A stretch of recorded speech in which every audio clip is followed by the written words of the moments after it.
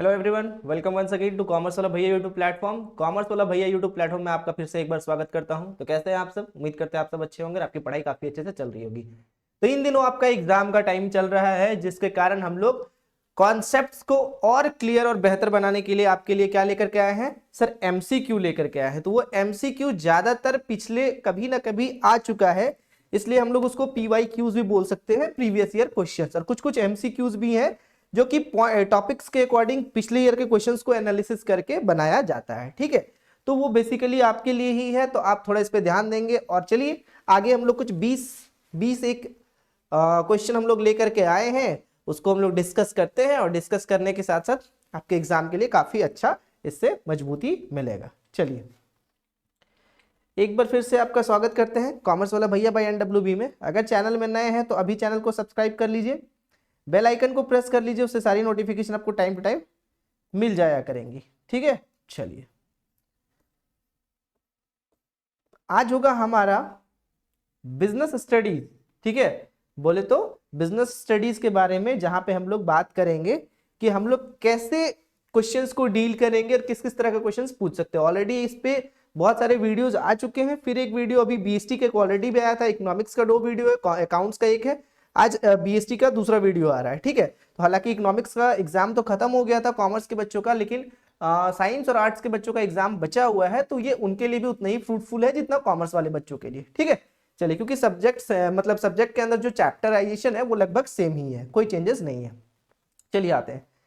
सबसे पहला क्वेश्चन बोला है, Ruchi is practising a chartered accountant, she has her CA firm at Hyderabad. मतलब उसका सीए फर्म कहां पे? हैदराबाद में, तेलंगाना में। She deals in providing income tax and GST related services to her client against very reasonable consultancy fees, मतलब कुछ fees भी लेती है। She has her own professional coaching classes for CA, उसने कोचिंग क्लासेस भी रखा है जहां पे बच्चों को पढ़ाती भी है। Identify the types of economic activities, कि किस तरह का रुचि जो है इकोनॉमिक एक्टिविटी कर रही है। तो यहाँ पे रुचि जो है अपने, यहाँ पे जो जो भी स्टेटमेंट दिया है उस स्टेटमेंट में रुचि के प्रोफेशन को दर्शाया गया है। प्रोफेशन को हिंदी में बोलते हैं पेशा। ठीक है, नेक्स्ट नेक्स्ट है आपका, Dell is a company involved in manufacturing of computers and related items. Dell एक कंपनी है जो इन्वॉल्व है कंप्यूटर का मैन्युफैक्चरिंग करने के लिए, उस कंप्यूटर से जो भी रिलेटेड प्रोडक्ट्स हैं उनका मैन्युफैक्चरिंग करता है। It is a very popular name among the computer savvy youth in India, मतलब लगभग सभी लोग जानते हैं। There are different models of desktop, laptops, tab, gaming tabs and work station, बहुत सारे। ठीक है, manufactured and sold by the company in Indian market. तो which type of industry highlighted in the above case? तो यहाँ पे किस तरह का इंडस्ट्री को दिखाया गया?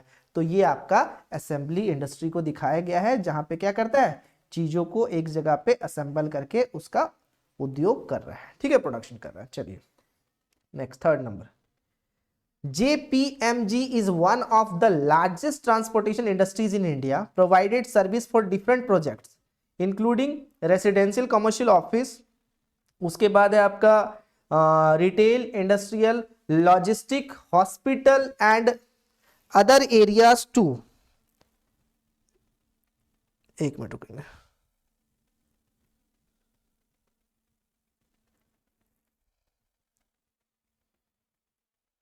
जी, क्या दिया हुआ है? JPMG is one of the largest transportation industries in India, provide services for different projects including residential, commercial, office, retail, industrial, logistic, hospitality and other areas too. It is a familiar name among the business houses in the country because of the large dependency factors। तो यहाँ पे किस तरह का industry को दर्शाया गया? तो सर ये टर्सरी इंडस्ट्री के बारे में बात बेसिकली कर रहा है। ठीक है, चलिए, इसको तृतीय उद्योग बोला जाता है हिंदी में। ठीक है, the possibility of inadequate profits और even losses due to uncertainties. तो बच्चे जहां पे भी अनसर्टेनिटीज का बात करेगा, जहां सर्टेन नहीं होगा, तो बिजनेस जो होता है उसमें जो रिस्क होते हैं वो अनसर्टेन होते हैं, वो कभी भी सर्टेन नहीं है, मतलब कुछ भी कभी भी हो सकता है। नेक्स्ट बोला है, which of the following does not characterise business activity. इसमें से कौन सा बिजनेस एक्टिविटी को कैरेक्टराइज नहीं करता? कैरेक्टराइज नहीं करने का मतलब यहां पे दर्शाता नहीं है। ठीक है, निम्नलिखित में से कौन सा व्यवसायिक गतिविधि की विशेषता नहीं दर्शाता है? तो वो जो होता है क्या, production of goods and services, sir ये तो है। प्रेजेंस ऑफ रिस्क, ये भी है। Sale of exchange of goods and services, sir ये भी। लेकिन सैलरी एंड वेजेस मतलब वेतन और मजदूरी, इसका कोई रिलेशन नहीं है, ठीक है, ये बिजनेस एक्टिविटी को नहीं दर्शाता है। नेक्स्ट, अब यहां देखेंगे प्रॉफिट अर्निंग। देखो असर्शन एंड रीजन के क्वेश्चंस बच्चों को जनरली आता है, जो कि बहुत कठिनाई साबित होती है बच्चों के लिए, क्योंकि वो समझ नहीं पाते हैं क्वेश्चन को, ठीक है। समझेंगे क्वेश्चन को कैसे पढ़ा जाता है। सबसे पहले असर्शन दिया है, profit earning is essential for the survival, growth and expansion of any business. किसी भी बिजनेस के लिए, व्यवसाय के लिए प्रॉफिट होना बहुत जरूरी है, क्योंकि बिना प्रॉफिट का ना तो उसका ग्रोथ हो पाएगा ना उसका एक्सपेंशन हो पाएगा। बहुत सही बात। रीजन में दिया है कि it is a sole objective of all firms. क्या ये सारे ऑब्जेक्टिव्स का सोल मतलब मेन मोटिव होता है, मतलब सारे फर्म्स का, ये बिजनेस फर्म्स का मेन ऑब्जेक्टिव होता है प्रॉफिट को अर्न करना?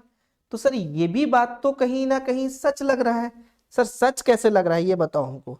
सर सच इसलिए नहीं लग रहा है क्योंकि जब यहां पे बिजनेस फर्म में, बात समझना, कोई तो जैसे कोई प्रॉफिट मोटिव के लिए आता है, कोई सोशल मोटिव के लिए भी तो आता है। तो जो सोशल मोटिव के लिए आता है उसके लिए तो सोल ऑब्जेक्टिव मतलब एकमात्र ऑब्जेक्टिव तो प्रॉफिट ही अर्न करना नहीं होगा। तो कहीं ना कहीं हमारा असर्शन तो सही है लेकिन रीजन गलत है। तो हमारा ऑप्शन नंबर थर्ड करेक्ट हो जाएगा, जो A is correct, R is not correct.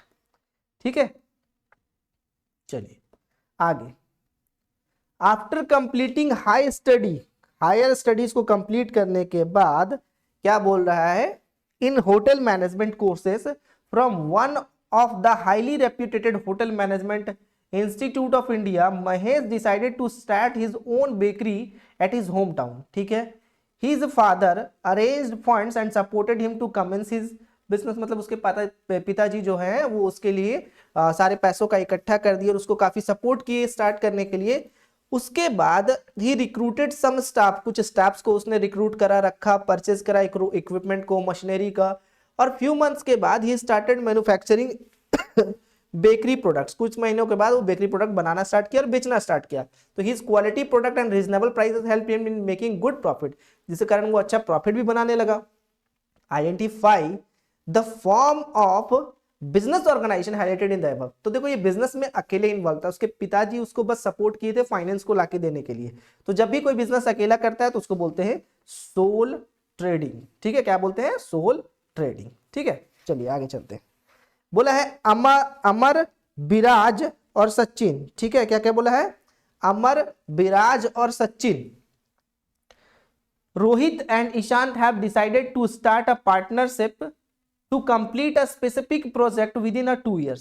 It has been unanimously decided among them to contribute equally towards the meeting the budgeted expenditure of the project and to share profit or losses equally. जो भी profit और loss होगा उसमें वो लोग क्या करेंगे, equally बांटेंगे एज पर द एग्रीमेंट, जो एग्रीमेंट में लिखा हुआ है। ठीक है, तो partnership business will come to an end on the completion of the project. तो जैसे प्रोजेक्ट खत्म हुआ पार्टनरशिप भी खत्म हो जाएगा। तो मतलब किसी स्पेसिफिक काम को करने के लिए, यहां पे हम लोग बोल सकते हैं किसी स्पेसिफिक काम को करने के लिए ये लोग इकट्ठा हुए। ठीक है, किसी स्पेसिफिक काम को करने के लिए इकट्ठा हुए, काम को करके फिर खत्म हो जाए कहानी। तो यहां पे आपको क्या देखने को मिल रहा है सर, यहां पे हमको पर्टिकुलर पार्टनरशिप देखने को मिल रहा है, जो कि एक काम को कंप्लीट करने के बाद फिर ये क्या हो जाएगा, डिस्ट्रॉय हो जाएगा। ठीक है, चलिए, मतलब डिस्ट्रॉय हो जाएगा मतलब कि पार्टनरशिप खत्म हो जाएगा। Next, Ramesh is presenting himself as a partner of ABC associate. वो दिखा रहे हैं कि वो एबीसी एसोसिएट के पार्टनर है थ्रू हिज कंडक्ट और बिहेवियर। अपने कंडक्ट और बिहेवियर कर मतलब वो सबको बता रहे हैं कि हम यहाँ के पार्टनर है। ठीक है, client dealing with the firm accept him as a partner due to his self acclaimed attitude of being a partner of the firm. तो जो बिजनेस है वो भी बता रहा है कि नहीं ये भी हमारे पार्टनर्स है, क्योंकि इनका जो सेल्फ एक्लेम्ड जो दिख रहा है कि ये जो बता रहे हैं कि हाँ हम उस कंपनी के भागीदार हैं, हिस्सेदार हैं। तो इस तरह के मतलब वो बता रहे हैं दूसरों के कि हम उसके पार्टनर हैं। ठीक है, तो इस तरह के पार्टनर जो एक्चुअली में नहीं है लेकिन वो बता रहे दूसरों को कि हम हैं, तो इस तरह के पार्टनर को कहा जाता है पार्टनर बाय ईस्टोपेल, जो कि आपने टाइप्स ऑफ पार्टनर्स में पढ़ रखा होगा, जहां पे sleeping partners, dormant partners, secret partners, इन सारे चीजों के बारे में आपने पढ़ा होगा। ठीक है, next, the object of the companies are specified, जो भी कंपनी का ऑब्जेक्ट होता है वो कहाँ स्पेसिफाइड होता है, कौन से आर्टिकल में होता है कि मेमोरेंडम में होता है? तो सर जो भी आपका ऑब्जेक्ट ऑफ द कंपनी होता है वो कहाँ पे आपका स्पेसिफाइड होता है? तो सर वो आपका होता है मेमोरेंडम ऑफ एसोसिएशन में, क्योंकि आर्टिकल ऑफ एसोसिएशन वो आपका रूल बुक होता है, वो बताता है क्या करना है क्या नहीं करना है, और ऑब्जेक्टिव जो डिसाइड करता है, निर्देश दिशा निर्देश, वो आपको बताता है मेमोरेंडम ऑफ एसोसिएशन। नेक्स्ट है आपका sole partnership business. Sole partnership जो बिजनेस है does not have a separate legal entity different from its owner. Sole partnership वो बोल रहा है कि उसका पार्टनरशिप से अलग नहीं, मतलब सॉरी, सेपरेट लीगल एंटिटी का मतलब क्या होता है? सेपरेट लीगल एंटिटी का मतलब होता है जैसे कि एक पार्टनरशिप फर्म है, ठीक है, पार्टनरशिप फर्म में आप एलएलपी पढ़े होंगे, लिमिटेड लाइबिलिटी पार्टनर, कि वो क्या होता है, बिजनेस उसके लिए अलग होता है, घर अलग होता है, ठीक है। पार्टनरशिप में नॉर्मली क्या होता है कि अगर देखा जाए तो उसमें ये बोला जाता है कि आपका सेपरेट लीगल एंटिटी नहीं होता। सेपरेट लीगल एंटिटी नहीं हुआ दैट मींस कि अगर बिजनेस में कोई लॉसेस होता है तो आपको अपना घर जगह जमीन बेच करके, जो पुराना बिजनेस है उसको भी बेच करके आपको क्या करना होगा, इसके लॉसेस को रिकवर करना होगा। लेकिन सोल पार्टनरशिप में ऐसा कुछ नहीं है, बिल्कुल सही बात कर रहा है।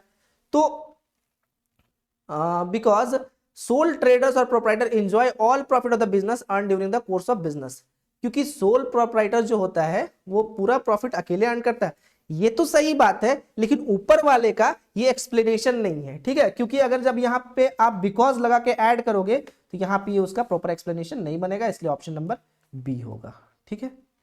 चलिए next, which of the following is not the objective of PSU. PSU का क्या ऑब्जेक्टिव नहीं होता है? पीएसयू मतलब पब्लिक सेक्टर ऑर्गेनाइजेशन। देखो यहां पे पीएसयू का अगर हम लोग बात करें तो डेवलपमेंट ऑफ इंफ्रास्ट्रक्चर ये है, इंपोर्ट का सब्स्टिट्यूशन मतलब आयात प्रतिस्थापन करना है, प्रॉफिट मैक्सिमाइज करना, सर ये पॉइंट नहीं है, और हमसे यहाँ क्वेश्चन पूछा था नॉट ऑब्जेक्टिव, तो इसका आंसर हो जाएगा। क्षेत्रीय संतुलन करना मतलब रीजनल बैलेंस करना, ये तो होता है, ठीक है। Next, a public sector company is incurring heavy losses, बहुत ज्यादा लॉस वो बर्दाश्त कर रहा है, ठीक है, तो गवर्नमेंट प्रपोज करेगी उसको बंद करने का, तो इसको टेक्निकल टर्म्स में क्या कहा जाता है? तो सर इसको कहा जाता है डिस इन्वेस्टमेंट, जिसका हिंदी होता है विनिवेश, मतलब वापस से शेयर क्या करता है गवर्नमेंट कंपनी, शेयर किसी को बेच देता है और अपना शेयर को विड्रॉ कर लेता है, ठीक है, ये होता है डिस इन्वेस्टमेंट करना। And enterprises come to an existence after an act, एक एक्ट बनने के बाद जब कोई एग्जिस्टेंस में आता है तो उसको क्या कहा जाता है? तो सर उसको पब्लिक कॉर्पोरेशन कहा जाता है, ठीक है, सार्वजनिक नियम के तौर पे काम करता है वो। Next, without disclosing that he is suffering from a TB tuberculosis, TB का बीमारी से वो जूझ रहा है, mister A gets himself insured against the death of 10 lakh rupees, मतलब इंश्योरेंस करा लिया 10 लाख रुपए का, ठीक है, ही लीव्स फॉर अनदर, ठीक है, जब से करवाया उसके 3 से 4 साल जिंदा रहा, फिर वो मर गया, तो इंश्योरेंस, और जब वो उसको पता चल गया था इंश्योरेंस कराने के टाइम पे उसको टीवी है, तो उस टाइम इसने क्या किया, इंश्योरेंस कंपनी को कुछ भी नहीं बताया। तो ध्यान से समझेंगे कि mister A's illness only after his death पता चला, ठीक है, not under this circumstances the insurance company is not liable to pay anything. लेकिन जब जनरली आप लोग देखते हैं कि मतलब उसको तो बीमारी पहले से था और उसके बाद वो कराया था, लेकिन वो इस बात को डिस्क्लोज नहीं किया था, तो यहां पे इंश्योरेंस कंपनी उसको पैसा नहीं देगी, और किस बात का हवाला देगी कि आपने एक रूल को ब्रेक किया जिसको कहा जाता है आउटमोस्ट गुड फेथ, कि मैंने आप पे भरोसा करके आपसे इंश्योरेंस, आपका इंश्योरेंस किया, लेकिन आपने ये बात को छुपाया जिस कारण आपको नहीं मिलेगी पैसा। Next, in new digital marketplace bank and financial institution provide services over internet, provide services over internet, services over internet provide करना, ठीक है, तो उसमें क्या क्या चीज इंवॉल्व होगा? तो सबसे पहले ईएफटी इलेक्ट्रॉनिक फंड ट्रांसफर आएगा, ठीक है, एटीएम आ जाएगा, आपका क्रेडिट कार्ड भी आ जाएगा, तो इसका मतलब इसका आंसर सारा हो जाएगा, मतलब चौथा नंबर इसका ऑप्शन हो जाएगा, ठीक है, क्योंकि सारे के सारे हमारे जो है वो काइंड ऑफ इंटरनेशनल इंटरनेट मतलब बैंकिंग की तरह काम करते हैं, ठीक है। Next, which of the following is not covered under the general insurance, general insurance के अंदर कौन सा कवर नहीं है? तो सर जनरल इंश्योरेंस के अंदर क्या कवर नहीं है? ऑप्शन में क्या क्या है?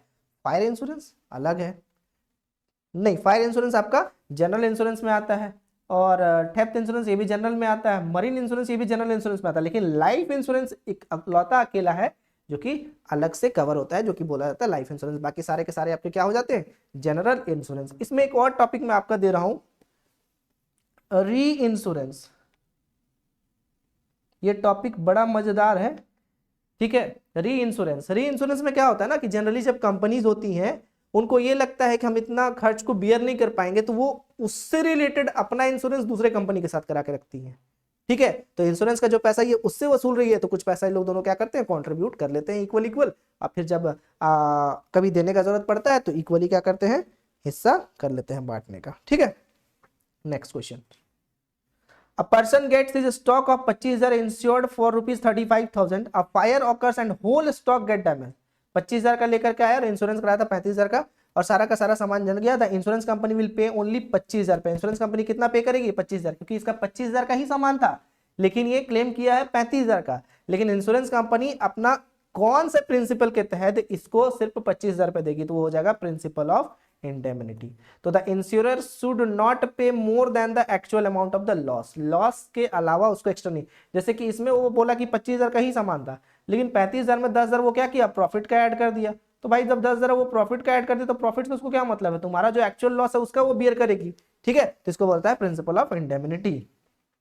This insured should not be profit from a covered loss, तो प्रॉफिट इससे नहीं होना चाहिए, ठीक है। Next, a bank which occupies a central position in the monetary and banking system of country has a superior financial authority, उसको क्या कहता है। मेरे को एक बात बताओ, बैंकिंग सिस्टम में एपेक्स इंस्टीट्यूशन कौन सा होता है, sir central bank of India, जो कि इंडिया का क्या है, आरबीआई है, ठीक है, रिजर्व बैंक ऑफ इंडिया, ठीक है, जो कि आया था 1934 में। तो सर एक बात बताओ, तो जो मॉनेटरी एंड बैंकिंग सिस्टम में जो सुपीरियर फाइनेंशियल अथॉरिटी होगा वो कौन सा होगा, सर सेंट्रल बैंक हो जाएगा, ठीक है। चलिए 19 number, dash is a technique to distribute risk from 1% to among many. एक पर्सन से दूसरे पर्सन पे रिस्क को हम लोग क्या कर देते हैं, डिस्ट्रीब्यूट कर देते हैं, तो उसको बोला जाता है क्या, इंश्योरेंस, ठीक है। चलिए, the business firm which fulfill its social obligations get benefited in a long run, जिसको लॉन्ग रन में बेनिफिट मिलता है, this is related to which feature of the case of the social responsibility। तो sir ये social responsibility, तो इससे क्या हो जाएगा, सेल्फ इंटरेस्ट आना चाहिए इंसान को, ठीक है। आई थिंक लास्ट क्वेश्चन है जी, प्रोवाइडिंग, इसके बाद कुछ है क्या, नहीं। Providing fair compensation and working safe condition is related to the social responsibility towards, किसके लिए, तो सर एम्प्लॉयज के लिए, ठीक है। तो ये हो गया हमारा, हालांकि हाँ ठीक है एम्प्लॉयज के लिए, क्योंकि यहाँ पे सेफ वर्किंग कंडीशंस हो रहा है, और सेफ वर्किंग कंडीशन किसके लिए, हम लोग तो शेयर होल्डर के लिए नहीं करेंगे, वो सिर्फ एम्प्लॉयज के लिए करेंगे, ठीक है। तो ये था हमारा आज का टोटल क्वेश्चंस, जिसमें 21 क्वेश्चन हम लोगों ने डिस्कस करा आपसे। आई होप कि आपको सेशन अच्छा लगा हो, आपके लिए यूजफुल हो, ज़्यादा से ज़्यादा क्वेश्चंस आपको यहाँ से मिल पाए, इस टाइप के क्वेश्चंस। चलिए तो फिर मिलते हैं हम लोग अगले सेशन में, तब तक के लिए पढ़ते रहिए, और ऑल द वेरी बेस्ट फिर से जो भी नेक्स्ट एग्जाम है उसके लिए। Bye bye, take care, good night.